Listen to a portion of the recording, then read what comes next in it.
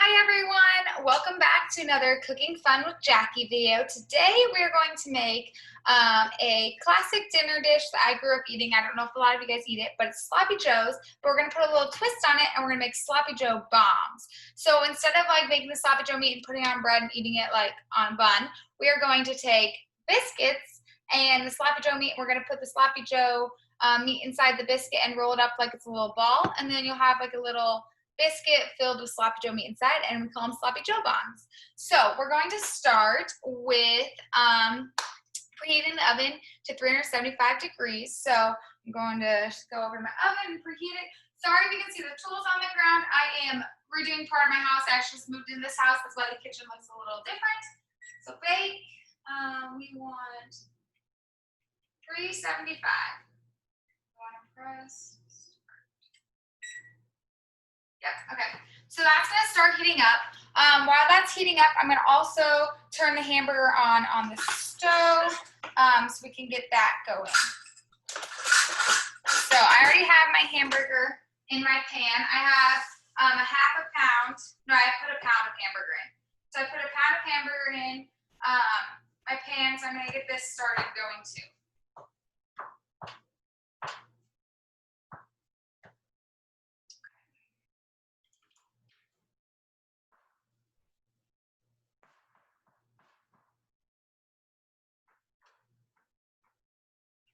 Okay, and then when cooking with meat, you always want to make sure that your meat is thawed before you try to cook it. I mean, you can throw in frozen meat, it's just not going to cook as fast and at that pace that you want it to cook at. So let's go over the ingredients that we need. Okay, so things we need are a half pound of ground beef, so I have mine in the skillet cooking. We need a roll of buttermilk biscuits. You can get any name brand you want, or if you want to, you can make the biscuits from scratch. You need an onion. You need 2 cloves of garlic. And garlic comes, if you're going to the store and you don't know what garlic looks like, it comes in a little all attached together, and then you just pull off the cloves. So I already pulled my 2 cloves off. We need some ketchup and Worcestershire sauce. We're going to need some paprika and some mustard powder. Some people, when they make Sloppy Joes, they just squeeze in the bottle mustard, but my recipe calls for the mustard powder. And then we need a little bit of brown sugar to help thicken it all together. So let's get started with peeling and cutting up the garlic. So the recipe calls for 2 cloves of garlic minced. I think I'm saying that wrong. But so what I use is, this is a garlic peeler. The garlic comes with like some little shell on it, and sometimes it's hard to get off. So I just slide my garlic in there and I roll it right like this.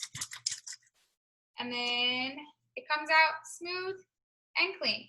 So I'm gonna do that to my other one. Sometimes it's hard to get going.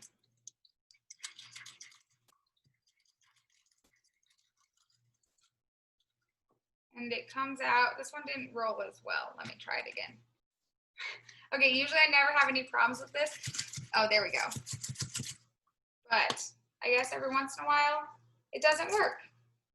And if it doesn't pull it all the way off, it at least opens it to help you peel it. So I feel like a fail because usually this thing works like a charm.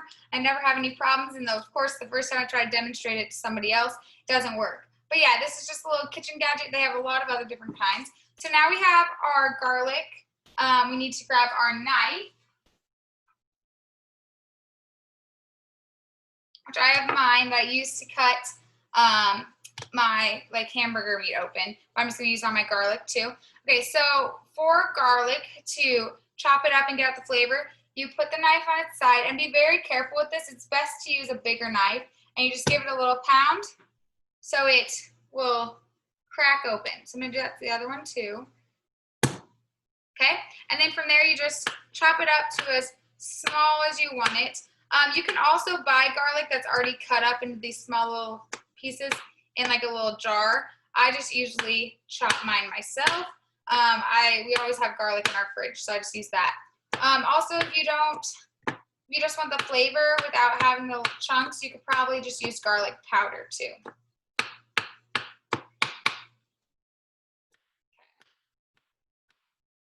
So I'm gonna finish chopping this up to the size I want, and then I'll be back. Okay, So I have mine all cut up. I'm in no way, shape, or form a pro at cutting, but if you want to learn some cool knife skills, you can go back to a few weeks ago when we had the video for at Girl Scouts at Home for knife skills with Mare, and you can learn how to cut things better. I definitely need to rewatch that video. So next thing we're gonna do is cut our onions. So onions also come, as you can see, with like some skin on them. So when I cut onions, I just like to cut the bottom off and then the top. I don't actually know which one's the top or the bottom, but I just cut both ends off. Okay, and then from there, I just kind of peel off the outer skin because we don't want to cook that part in. Gotta find it. Sometimes they're really easy to peel and other times it's a little difficult. Okay, and then from there, I just like to cut little slivers like that. Kind of like just little slices. Okay, cut this one. Okay, and then from there, I just cut them up into chunks. So I just slice it this way. I just want it to be little cubes. So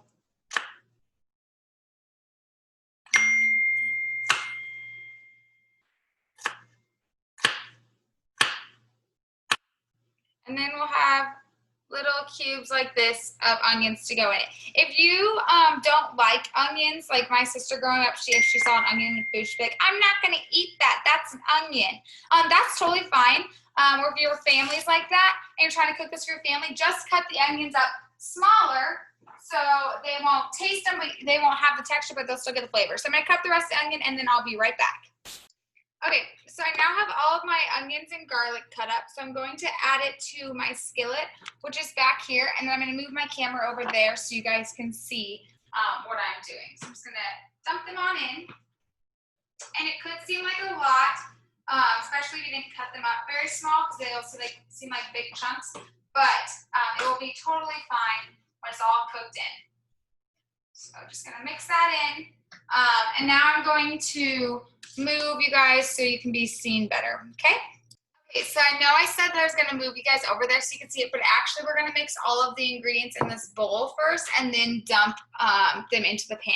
So we're gonna start out with 1 tablespoon of packed brown sugar. So we're just gonna grab our brown sugar, and this is a tablespoon, and we're just going to, I use the side of my container here to pack it and make sure it's smooth on the edges. Okay, so 1 tablespoon, and we're just gonna pop that on in. Okay, so we got our brown sugar. I'm gonna put this up in the cabinet.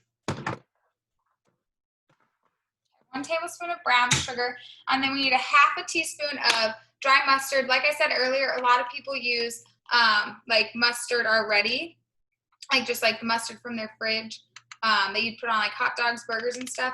But my recipe calls for dry mustard, so we're gonna do half a dried.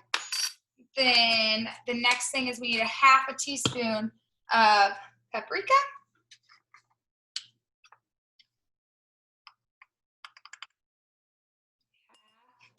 And also when cooking with spices and stuff, you don't have to be exact. You can really just put in whatever you want. And the flavors will come out differently. So then we need 2 tablespoons of Worcestershire sauce. So we got our tablespoon, and we're gonna do 2 of these.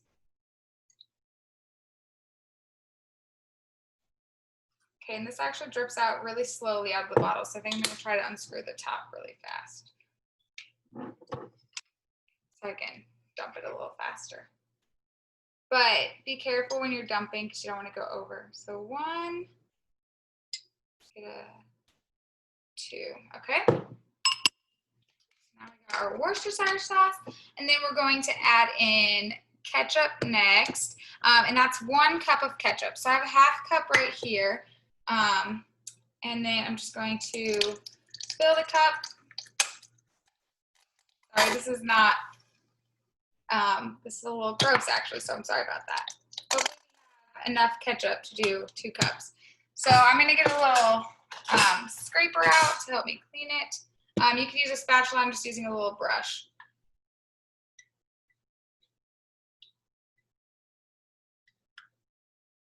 Okay, so that's a half cup. Then we need 1 more cup. Hopefully we can rest it out. I'm gonna actually pause it while I get the rest out so I can make sure I get it all. Okay, so I got all the ketchup out, and then I'm going to dump the other half cup in. Like I said, you don't really have to measure this with baking, you always want to measure in things because it's more like exact. With cooking though, you just do whatever you think tastes right. Okay, so we're gonna mix this together, and then I'm going to go and dump it into our pan. I'm gonna position you guys over there so you can see me do that. Okay, so as you can see, we have our meat ground and our hamburger meat's ground, and our onions are chopped up in there. I did not chop them up very small, but that's because I really like onions. You can chop them up smaller if you want. We are going to add our sauce, which is the ketchup mixture we just created. I'm going to try to use this brush to get as much of it out as I can. And then we're just going to stir and stir this all together while it heats up a little bit, and just cook it into the meat. Okay.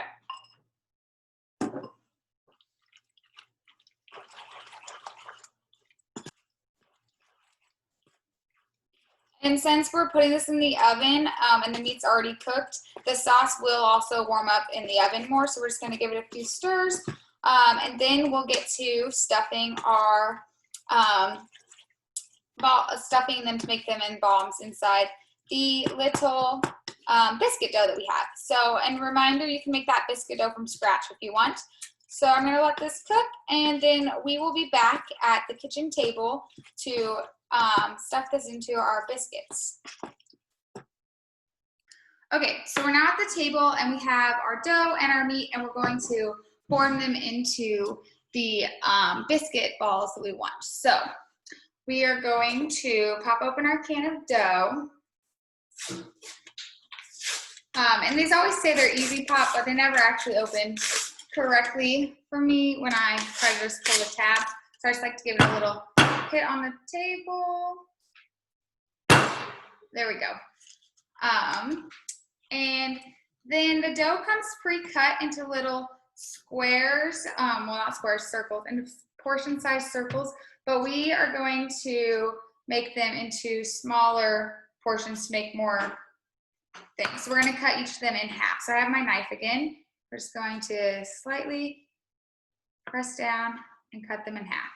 Okay, and then from there, we're just going to smush it out. You can leave them in one if you want to have it be a bigger biscuit, but just want to kind of flatten it and smush out. And then we're going to take a spoon. We're just going to get a spoonful of our meat mixture that we made, put it in the middle, and then just close it. And to close it, you just pinch it all together. You grab one side, pull it to the other. And sometimes it's hard to get it closed, but they will close, I promise. Okay, and then you just lay it on your tray like that. And then the last step is to take an egg. We're just gonna crack it real fast in a bowl. And then we need to mix it together. I should have mixed this before. All I have is my little bread, I'm losing my words today, guys. Brush. So that brush we were using earlier to mix our things, I'm using again with the eggs to give each of the little biscuits a little egg wash. So then we just take our egg and our brush, and we're just gonna brush over the top of each one like this, okay? So I'm gonna do the rest of them, and then I'll be back. Okay, so I now have the meat inside the dough, and I put an egg wash on top. It's just the egg scrambled up, just put on top. And then we're gonna put it in the oven, and you cook it in the oven for as long as your dough says. And so since I used pre-made dough, mine says cook for 8 to 11 minutes. If you're making dough from scratch, just follow your biscuit recipe. So we'll put them in the oven, and then we'll come back when they are done out of the oven. Okay guys, so I took them out of the oven, and they look like, I'm gonna turn them down. They look like this. They are a super tasty way to put a new fun spin on Sloppy Joes. So thanks for everyone for tuning in today. If you like this video on cooking, tune in next week and we'll have another one. If you like just the Girl Scout videos at all, you can check out our Facebook page, Girl Scouts Spirit of Nebraska, or you can go to our website, girlscoutsnebraska.org, and you can find these videos all there too. I hope you guys are all having a great day. Have a good day, everyone. Bye.